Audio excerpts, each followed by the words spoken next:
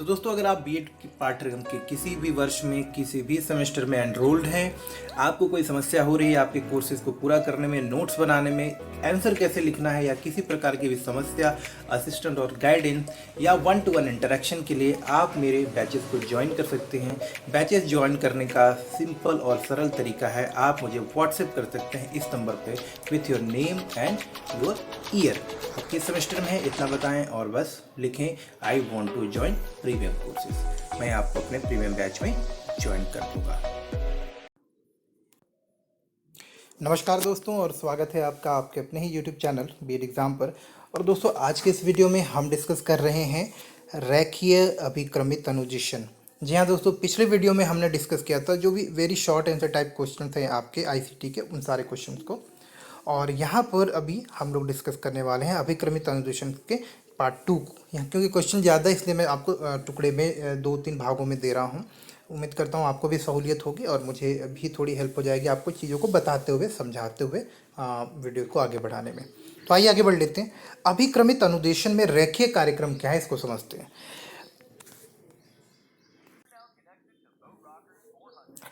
दोस्तों, अगर बात करेंगे यहाँ पर रेखीय अभिक्रमित अनुदेशन यानी कि लीनियर प्रोग्राम्ड इंस्ट्रक्शन।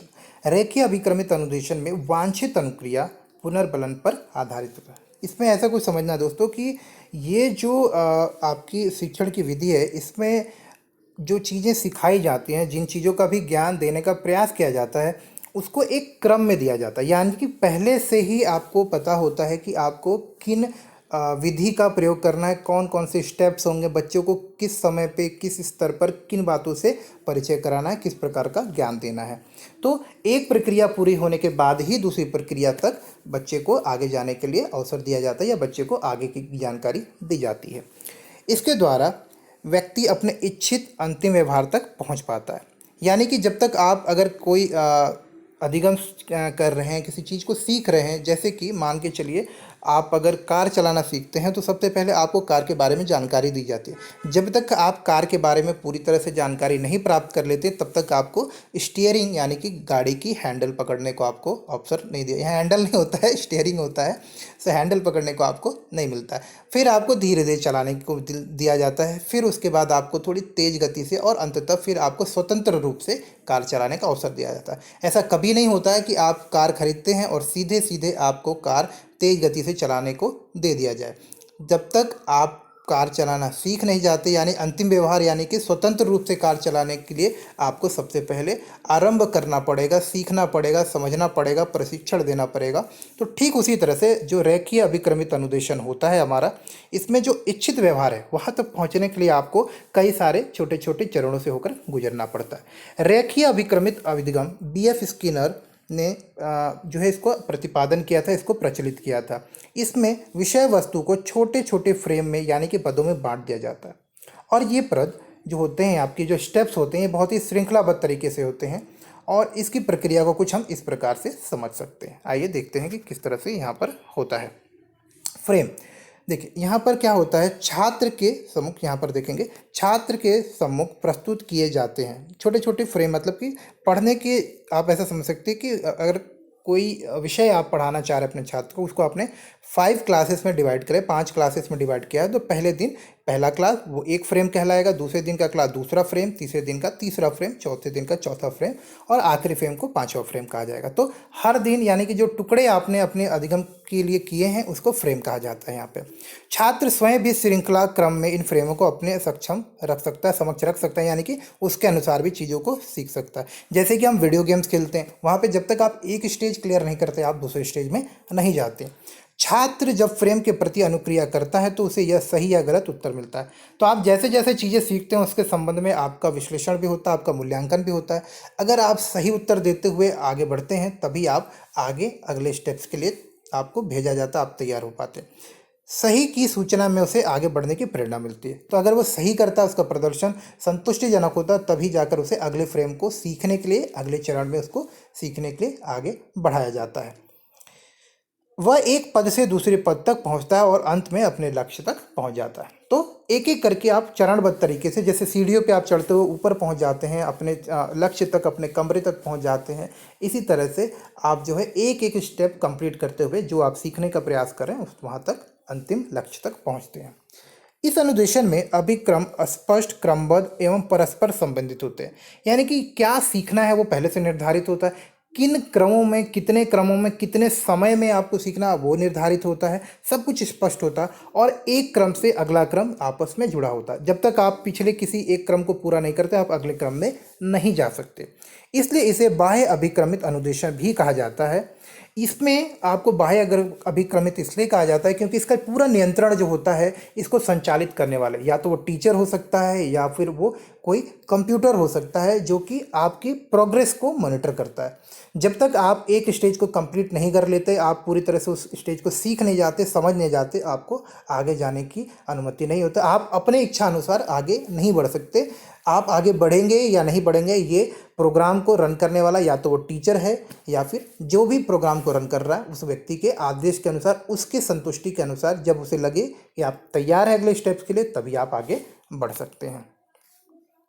इसके बाद अगला प्रश्न है अभिक्रमित अनुदेशन में शाखीय कार्यक्रम। अभी हम लोगों ने देखा था आपका रैखिक कार्यक्रम, अब देख रहे हैं हम लोग शाखीय कार्यक्रम।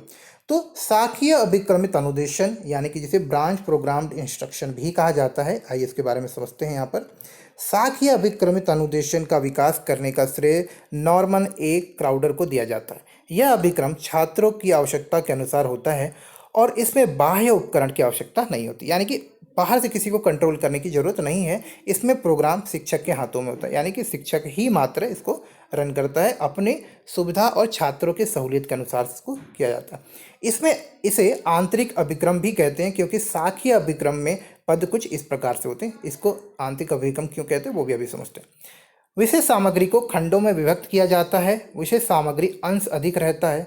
इन्हें फ्रेम, यहाँ पर जो आपका फ्रेम होता है उसका साइज बड़ा होता है, यानी कि उसका समय, सीखने की जो अवधि होती है वो बड़ी होती है। फ्रेम बढ़कर छात्रों को सही विकल्प चयन करना पड़ता है। एक फ्रेम को सीखकर पढ़कर छात्र फिर अगले सही गलत विकल्प को चुनता है, यानी कि एक फ्रेम को सीखने के बाद आपका प्रश्नोत्तर होता है, आपका मूल्यांकन होता है। आप जब उसको पास करते हो तभी आप अगले फ्रेम में जा सकते हो।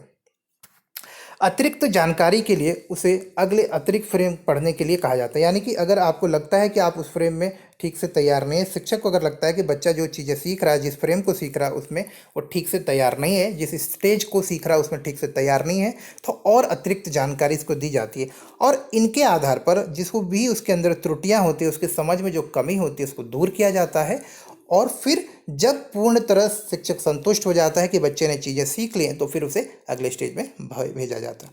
त्रुटियां दूर करने के पश्चात उसे अपने पूर्व व्यवहार पर आना पड़ता है और यह क्रम उस समय तक चलता रहता है जब तक कि छात्र विषय सामग्री को संपूर्ण रूप से समझ नहीं लेता है। ये समझिएगा दोस्तों, और इतना ही आपको लिखना। अभिक्रमित अनुदेशन में वैधीकरण क्या है? देखिए दोस्तों, वैधीकरण का मतलब होता है किसी चीज़ की पुष्टि करना कि ये हर एक परिस्थिति में समान रूप से उतना ही प्रभावी है, उतना ही उपयोगी है जितना कि किसी एक निश्चित स्थिति में होता है। तो अभिक्रमित अनुदेशन की बात करें, अगर इसके वैधीकरण की बात करते हैं तो इसका अर्थ ये होता है कि अभिक्रमित अनुदेशन में वैधीकरण का अर्थ है अनुदेशन प्रक्रिया के प्रभावशीलता, उपयोगिता का मूल्यांकन करना। इस बात को सुनिश्चित करना कि अनुदेशन सभी परिस्थितियों में सफल है या नहीं है। अगला प्रश्न है ई लर्निंग या इलेक्ट्रॉनिक अधिगम। तो दोस्तों आप सबको पता है ई लर्निंग से तो हम सभी लोग परिचित ही हैं। ऑनलाइन शिक्षण प्रणाली ई लर्निंग को सभी प्रकार के इलेक्ट्रॉनिक समर्थित शिक्षा और अध्यापन के रूप में परिभाषित किया जाता है, यानी कि जब आप इंटरनेट के सहायता से शिक्षण की प्रक्रिया को संचालित करते हैं, चाहे वो ऑनलाइन लर्निंग हो, चाहे डिस्टेंस लर्निंग हो, ई लर्निंग हो, यूट्यूब पे पढ़ने की बात करें, आप ई लेक्चर्स लें, वीडियो कॉन्फ्रेंसिंग पढ़ें, वीडियो लेक्चर्स लें, आप कुछ भी जब इंटरनेट की सहायता से, डिजिटल प्लेटफॉर्म की मदद से, कंप्यूटर की मदद से आप शिक्षण ग्रहण कर रहे हैं तो वो ई लर्निंग कहलाता है, जो स्वाभाविक स्तर पर क्रियात्मक होते हैं और जिनका उद्देश्य शिक्षार्थी के व्यक्तिगत अनुभव, अभ्यास और ज्ञान के संदर्भ में ज्ञान का निर्माण करना होता है, यानी कि उसको सफल ज्ञान और अतिरिक्त ज्ञान, प्रभावी ज्ञान देने का प्रयास किया जाता है। आइए समझते हैं ई लर्निंग के विभिन्न प्रकार के बारे में। ई लर्निंग के जो प्रमुख प्रकार है वो कुछ इस प्रकार से हैं, यहाँ पर देखेंगे। ऑनलाइन अधिगम, ऑनलाइन लर्निंग, मिश्रित ब्लेंडेड, जहाँ की ऑनलाइन ऑफलाइन दोनों होता है। वेब बेस्ड लर्निंग, जहाँ पर कि सारी की सारी पढ़ाई जो है आपकी ऑनलाइन प्लेटफॉर्म पे होता है, किसी प्लेटफॉर्म पे। यहाँ पे मिश्रित नहीं होता है आपका स्वतः सेल्फ स्टडी, ऑनलाइन ही पढ़ा जा रहा है। छात्र अपनी सुविधा के अनुसार वहाँ पे पढ़ रहा है, लेकिन इंटरनेट का माध्यम से पढ़ रहा है। वहाँ पे किसी शिक्षक की या किसी कोच की या किसी ट्रेनर की या किसी स्कूल की आवश्यकता नहीं है। वेब आधारित लर्निंग, ये इस प्रकार की लर्निंग होती है जहाँ कोई निश्चित उद्देश्य नहीं होता, लेकिन हाँ किसी चीज़ को सीखने के लिए, जैसे कि हमारे सामने कोई प्रश्न आता है और हम उसे गूगल पर सर्च करते हैं, ये होता है हमारे लिए वेब बेस्ड लर्निंग। CD रोम आधारित लर्निंग यानी कि कंप्यूटर आधारित लर्निंग, यानी कि प्री प्रोग्राम पहले से निर्धारित, पहले से रिकॉर्डेड लेक्चर्स होते हैं और जब आप उनको पढ़ते हैं कंप्यूटर की मदद से, इंटरनेट की मदद से, तो ये आपका कंप्यूटर आधारित लर्निंग यानी कि स्टोर्ड है पहले से जो पढ़ना है। जैसे आप देखते हैं ना कि 20 वीडियोस देखकर आप ये पूरा कोर्स कर सकते हैं, तो वो क्या होता है, वो एग्जाम्पल है आपका कंप्यूटर आधारित लर्निंग का। CD रोम यानी कि पहले से वो फिक्स है, उसके स्टेप्स वगैरह फिक्स है, जस्ट उसको आपको एक एक करके देख लेना है। ई लर्निंग की कुछ विशेषताएं हैं। छात्र अपनी गति से सीख सकते हैं, अन्य छात्रों की गति के साथ मेल खाने की कोई आवश्यकता नहीं है। यहाँ पर छात्र अपनी आवश्यकता या रुचि के अनुसार सीख सकता है। जो चीज़ें छात्र सीखना चाहता है उसे अपनी रुचि के अनुसार वो सीख सकता है। सीखने की भौगोलिक बाधाएं भी अब समाप्त हो जाती हैं, क्योंकि इंटरनेट का एक्सेस, इंटरनेट का इस्तेमाल, इंटरनेट का प्रयोग करने के लिए हमें किसी स्थान पर जाने की ज़रूरत नहीं। विश्व के किसी कोने, देश के किसी कोने, राज्य के किसी कोने से हम किसी भी एक व्यक्ति के साथ में जुड़कर वहाँ पर अधिगम की प्रक्रिया को पूरी कर सकते हैं। संसाधन हर समय उपलब्ध रहता है। आप रात दिन जब आपको सुविधा हो, जब आपको सहूलियत हो, जहाँ पर जैसे आप पढ़ना चाहते हैं वैसे आप पढ़ सकते हैं। ये फ़ायदे हैं आपके ई लर्निंग के। ई लर्निंग का ही एक प्रकार है मोबाइल लर्निंग। जी हाँ दोस्तों, जब अधिगम की प्रक्रिया मोबाइल के माध्यम से हो तो उसे हम मोबाइल लर्निंग कहते हैं। मोबाइल लर्निंग वह सीखने की प्रक्रिया है जिसमें मोबाइल उपकरणों का प्रयोग होता है और किसी भी समय यह अधिगम किया जा सकता है। सामग्री को प्राप्त करने के लिए यानी कि अधिगम लेने के लिए, टीचिंग लर्निंग करने के लिए आपको शिक्षार्थी इन उपकरणों का प्रयोग कर सकते हैं जो मोबाइल पे है। आजकल स्मार्टफोन, स्मार्ट आईफोन, इस तरह के बहुत सारे मोबाइल में इतने सॉफ्टवेयर आ गए हैं कि आप कुछ भी ऑनलाइन सीख सकते हैं, ऑनलाइन सब कुछ पढ़ सकते हैं। तो मोबाइल के माध्यम से जब आप सीख रहे हैं चीज़ों को, तो आप वो मोबाइल लर्निंग कर रहे हैं। मोबाइल लर्निंग का फ़ायदा ये है कि ये छोटा सा उपकरण मोबाइल आपकी जेब में हमेशा रह सकता है। आप कहीं भी कभी भी अपनी सहूलियत से चीज़ों को पढ़ सकते हैं। मोबाइल लर्निंग आपको किसी भी स्थान से और किसी भी समय पर नए ज्ञान को सीखने, समझने, प्राप्त करने में आपको मदद करता है। यह विभिन्न पीढ़ियों के शिक्षार्थियों को आपस में जोड़ता है और एक सीखने के एक नए अनुभव को प्रदान करने में भी मदद करता है। आप मोबाइल के माध्यम से कहीं से किसी से भी कनेक्ट हो सकते हैं। दूरस्थ शिक्षा से क्या तात्पर्य? देखिए दोस्तों, दूरस्थ शिक्षा यानी कि जहाँ शिक्षण की प्रक्रिया में शिक्षक और शिक्षार्थी आपस में भौगोलिक रूप से दूर हैं, जहाँ पर वो एक दूसरे के संपर्क में नहीं हैं। संपर्क मतलब भौगोलिक रूप से, व्यक्तिगत रूप से सामने एक दूसरे के नहीं बैठे हैं, फिजिकल रूप से एक दूसरे के सामने में।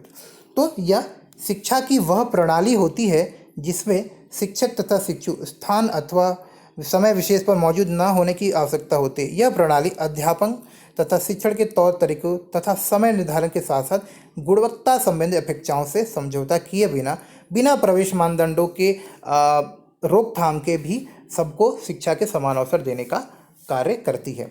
दूरस्थ शिक्षा में विद्यार्थी को नियमित तौर पर किसी संस्थान में जाकर पढ़ाई करने की आवश्यकता नहीं होती है। दूरस्थ शिक्षा में सभी पाठ्यक्रमों के लिए क्लासों की संख्या तय होती है और देश भर के कई केंद्रों पर आप इसकी शिक्षा कर सकते हैं। जैसे इग्नू के थ्रू आजकल क्लासेस चलती है, NIOS के थ्रू क्लासेस चलती है। सूचना क्रांति और इंटरनेट के कारण दूरस्थ शिक्षा और आसान और ज़्यादा प्रासंगिक हो गई है। इससे समय की बचत होती है, इससे पैसे की बचत होती है और इसने शिक्षा के प्रसार और प्रचार में अद्वितीय योगदान किया है। आइए देखते हैं ट्विटर क्या है। देखिए दोस्तों, ट्विटर के बारे में अगर हम लोग बात करें तो ट्विटर के बारे में अगर हमको यहाँ पे सीखना और समझना है तो अभी यहाँ वीडियो में देखते हैं। ट्विटर का प्रारंभ जैक डोर्सी यानी कि जैक डोर्सी जिनका नाम है, नो ग्लास ने किया था और उनके साथ ही बिज स्टोन तथा एवन विलियम्स ने 2009 में किया था। इसका उद्देश्य अपने विचार को पोस्ट करना तथा दूसरे विचारों के साथ अपने आप को समझना है, अपने विचारों से दूसरे को परिचित कराना है। वर्तमान में इसके अभी आप देखेंगे तो 302 मिलियन से भी ज़्यादा सक्रिय सदस्य हैं और आज के समय में औपचारिक रूप से पॉलिटिकल यानी कि आपके राजनीतिक स्तर पर, व्यक्तिगत स्तर पर, आर्थिक स्तर पर लोग अपने विचारों को व्यक्त करने के लिए इस प्लेटफॉर्म का इस्तेमाल करते हैं। आइए आगे बढ़ते हैं। गूगल प्लस क्या? देखिए, गूगल प्लस के बारे में हम क्या जानते हैं। गूगल अंग्रेजी शब्द में गूगल अंग्रेजी में जो गूगल कहते हैं इसे, यह एक अमेरिकी बहुराष्ट्रीय कंपनी है जिसके इंटरनेट सर्च क्लाउड कंप्यूटिंग और विज्ञापन तंत्र में पूंजी लगाई है। यह इंटरनेट पर आधारित कई सारी सेवाएं यहाँ पर उपलब्ध कराता है और ये जो सेवाएं हैं उनके बारे में हम समझते हैं, विकसित करता है। और मुख्यतः इसके जो सुविधाएं उसमें आप इंटरनेट के माध्यम से अपनी चीज़ों के प्रचार प्रसार कर सकते हैं, आप मार्केटिंग कर सकते हैं, नए नए प्रोडक्ट्स को आप लॉन्च कर सकते हैं। अगर हम चाहें तो लंबे लंबे संदेश टाइप ना करके बल्कि अपनी बातों को वॉइस टाइपिंग करके भी दूसरों तक पहुंचा सकते हैं। गूगल प्लस नामक सोशल नेटवर्किंग साइट भी है जो अपने संदेश द्वारा टाइप किए बिना ही आप अपने संदेश को दूसरे तक भेज सकते हैं। गूगल प्लस की सुविधा ये है कि गूगल प्लस में आपको 44 से ज़्यादा विभिन्न भाषाओं में आप अपनी बात को दूसरे के साथ में शेयर कर सकते हैं। अनुदेशन का अर्थ, जी हाँ दोस्तों, अनुदेशन यानी कि इंग्लिश में इंस्ट्रक्शन बोलते हैं। अनुदेशन का सामान्य अर्थ होता है निर्देश देना या सूचना प्रदान करना। तो कक्षा शिक्षण की प्रक्रिया में छात्रों को विभिन्न प्रकार के निर्देशन देकर ज्ञानात्मक सूचनाएं प्रदान करता है। शिक्षक टीचिंग के टाइम में करता है ऐसा, जिसे हम अनुदेशन के अंतर्गत रखते हैं। यानी कि जब कोई भी अनुभवी व्यक्ति किसी दूसरे कम अनुभवी व्यक्ति को कुछ सिखाने के लिए कुछ निर्देश देता है, कुछ बताने का प्रयास करता है, कुछ सिखाने का प्रयास करता है, तो इसे हम सामान्य भाषा में अनुदेशन कह सकते हैं।